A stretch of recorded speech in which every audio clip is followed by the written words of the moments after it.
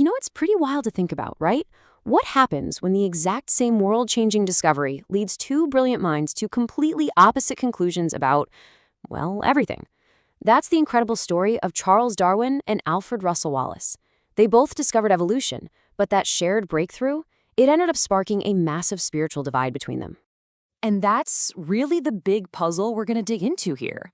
I mean, how did the two guys who co-discovered natural selection, a theory that totally flipped our understanding of life on its head, end up on completely different planets when it came to the big questions? So, on one side, we've got Charles Darwin. Think meticulous, cautious, and naturalist from a pretty privileged background. And on the other side, Alfred Russel Wallace. He was this adventurous, self-taught explorer, really passionate about things like social justice. They cracked one of nature's biggest codes together. But believe me, that's pretty much where their shared path came to a screeching halt. Okay, so let's get into this great divide. And look, this wasn't just some friendly academic disagreement over a cup of tea. No way. These guys had deep respect for each other for sure, but their philosophical differences created this huge chasm between them that neither one could ever really cross. And it was a divide that would seriously shape the future of both science and spirituality. The tension was just palpable. You could feel it. So after Wallace started talking publicly about his spiritualist ideas, Darwin actually wrote to him directly. And let's just say he didn't mince words. He made his feelings crystal clear. Just 3 words, but wow, do they say everything. I differ grievously. See? This wasn't some minor point of disagreement. This was a fundamental clash of worldviews. On one hand, you had a purely material universe, and on the other, a universe that maybe, just maybe, had a spiritual side. So what was at the heart of this huge disagreement? Well, a big part of it started with the human mind itself. For Darwin, it was pretty straightforward. Our consciousness, our creativity, our ability to do math, it was all just a product of the same natural forces that shaped, say, a bird's wing. No special exceptions for us. But Wallace, he just couldn't buy that. He argued that the human mind was totally unique and that it needed some kind of guiding spiritual force, something beyond natural selection to get us to where we are. And that, of course, leads you to an even bigger question. Is there any purpose in nature? Darwin's answer was, well, it was completely radical for his time. He said, nope, absolutely not. The universe just runs on impersonal laws, random variations, and natural selection. That's it. Wallace, though, saw the complete opposite. He saw a universe filled with meaning, a universe that was actually guided towards something better, towards moral and intellectual progress. Which naturally brings us to the idea of the soul.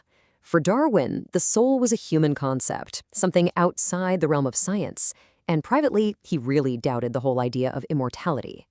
Wallace, on the other hand, went all in. He fully embraced spiritualism. He was convinced the soul was real, that it was immortal, and that our evolution was even being influenced by what he called higher intelligences. Basically, spirits are non-physical beings.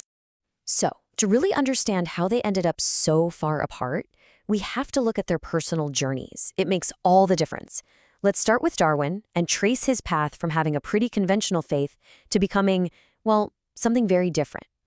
Yeah, you might be surprised to learn that Darwin actually started out studying theology at Cambridge. He totally accepted the idea of a divine designer.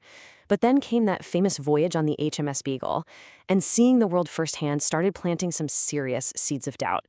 The real gut punch, though, the thing that really shattered his faith in a benevolent God, was a terrible personal tragedy, the death of his beloved daughter Annie when she was only 10. So you see, there were really 2 powerful forces pushing Darwin away from his faith. On an intellectual level, he just couldn't square the idea of a good God with the sheer cruelty he saw in nature. I mean, things like parasites literally eating their hosts from the inside out. And then, on a deeply emotional level, the loss of Annie just made it impossible for him to believe in a caring, personal God. So, by the end of his life, Darwin had settled into what we'd call agnosticism. He wasn't out there attacking religion, that wasn't his style. He just came to believe that the universe ran on these vast, impersonal laws, and that the really big questions about where it all came from were probably just beyond our ability to understand. Okay, now let's flip the coin and look at Wallace, because his journey could not have been more different. It's fascinating. While Darwin's science slowly pushed him away from faith, Wallace's science actually led him toward a very unique kind of mysticism. Wallace's path was just totally different, shaped by a whole other set of experiences. He didn't grow up with a silver spoon. He was self-educated, and he was always drawn to radical, unconventional ideas, things like social justice. And I think that openness is what led him to question the limits of his own theory. He just couldn't accept that natural selection on its own could explain the human mind, our ability to create art, our sense of morality, our knack for abstract thought. So where does he turn? To spiritualism. Now, this was a huge movement back in the 19th century, all about seances and trying to communicate with spirits. To most of his scientific colleagues, this was absolute nonsense, just completely beyond the pale. But here's the thing about Wallace. He wasn't just gullible. He was a scientist. He investigated it for years, and in the end, he became totally convinced that consciousness was real and existed beyond the purely material world. And that really sums up Wallace's final position perfectly. He managed to live as both a scientist and a mystic. In his mind, it all fit together. Evolution by natural selection shaped our physical bodies, sure, but spiritual forces were what shaped our minds. And for him, there was zero contradiction between those two ideas. So there you have it. Two men, one groundbreaking theory, and two completely different destinations. Let's put them side by side because that's where you can really see why their paths split so dramatically. This breakdown really puts it all in perspective. You look at Darwin, privileged background, stable life. It led to a cautious, skeptical personality. His science told him humans are continuous with animals, and that terrible personal loss pushed him towards doubt. Then you've got Wallace, shaped by financial hardship, which made him more adventurous, more idealistic. He saw humanity as something fundamentally different, and his experiences drove him to search for a deeper meaning, something more than just materialism. Okay, let's talk about the big picture, the enduring question. Because their disagreement, it's so much more than just a historical footnote. It left us with a whole legacy of questions about how science and spirituality fit together, or if they do. Questions we are very much still wrestling with today. And the irony here is just, it's so striking, isn't it? You have Darwin, the careful, cautious, almost conservative man, who ends up unleashing this earth-shatteringly radical idea that basically removes purpose from the universe. And then you have Wallace, the social revolutionary, who ends up being the one defending a special spiritual purpose for humanity. In the end, history was written a certain way. Darwin's purely naturalistic view won out, and it's now the absolute bedrock of modern biology. Wallace, he's remembered. He's honored as the brilliant co-founder, but it feels like there's often a little asterisk next to his name, you know? A little note about his eccentric spiritual beliefs. But, what their story really shows us is that science, even at its most powerful, doesn't just erase the deepest philosophical questions. It can't.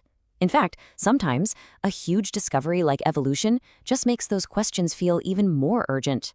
And so we're left right back where they were, with the same profound question that separated these two incredible minds. Are we just the product of impersonal, random laws in a universe that has no inherent meaning? Or is there something more, a purpose guiding it all?